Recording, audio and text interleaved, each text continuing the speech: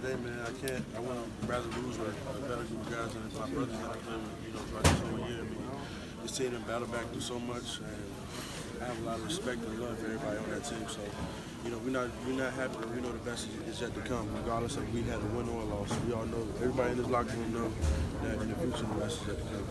Why do you think that is? It's just how we build. It's just the culture here.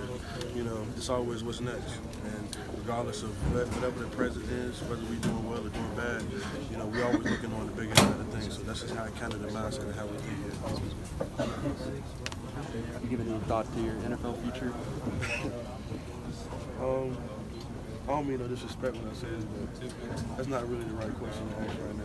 Because there's just so much going on, so much other things going through my mind right now. But hopefully, get some time off. I'll think about it, talk it over with my family, other people, my coaches, and get a decision made. Clelin, I saw you kneeling on the field after the game. What was going through your mind? I mean, hurt, disappointed.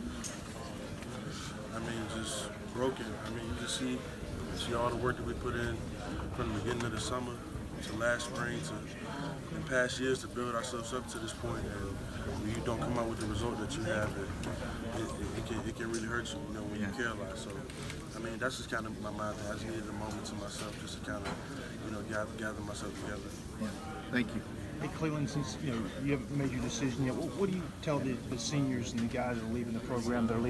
What do you tell those guys for? I mean, you just tell them how thankful you are for them. Be thankful for all the time that you got to spend with them, man, and just want to let you know that, regardless of whatever happened now in this moment, they've done so much for this program, and the culture and the build-up that we had to get to this point, they're a big reason for it. The seniors winning 50 games in their careers, being one of the winningest Clemson senior groups in the history of the school. I mean, it's not too much that you can really say or be mad at them about. They brought the first national championship back to Clemson in the last 29 years. So, I mean, it just shows how much love we have for those guys. So that's really the only thing I tell them, just I love them. What do you feel like was the biggest issue for you guys tonight? I mean, that's the thing we have to love you, bro. Love you, baby. I mean, that's the biggest thing, man. We had a bunch of different issues, and that was just the thing, We real big here on don't confuse activity with performance. Because at the end of the day, no matter how good the practices were, no matter how good, we lifted, no matter how good our game plan was, you got to go out there and perform. And as a team, we didn't do that.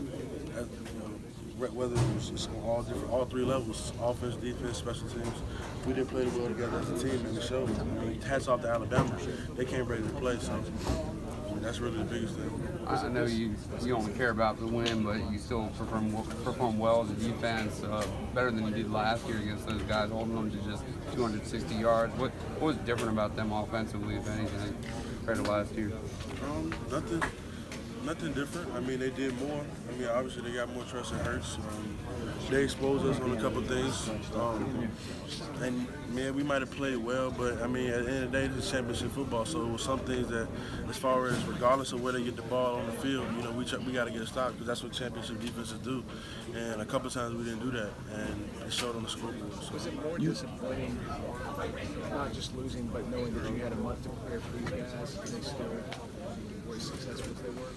I mean, that kind of adds to it too, when you've been working and being so excited to play a team after you've been hitting your own guys for a whole month, and you kind of just want to get the opportunity to go out there and play, and when you don't have the success that you want, I mean, it hurts, but regardless of the fact, even if we only had a week, we'll still be hurt just because we want to have that opportunity to play for a national championship and bring another one home to Clemson. You said before the game the trenches would decide it, the closer to the ball was the bigger play. I mean, did you kind of feel as the game was going on, either watching from the sideline or playing on the defensive line, that, wow, this is kind of playing out just like you and, I mean, hey, that's how it is. That's how it should be, man, regardless of the fact of, whoever's on the outside, regardless, that's where the game happens, we had some stops, they had some big runs on our offense, they made plays as far as batted balls or getting sacks. So regardless, the trench is always going to play a big factor in games like this, and I mean, today it kind of showed. Was there frustration that you make guys maybe couldn't get into their backfield as much as you had been getting into other backfields?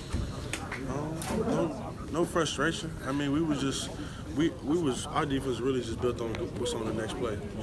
Not really focusing on the pass. We had some slip ups because they they had the ball in good field position, and we kind of let them get that early 10-0 lead. But I mean, at the end of the day, man, it's just about what's next, and can you get what's about the next play. So that's what we weren't really focusing on down too much on, the bad things like that.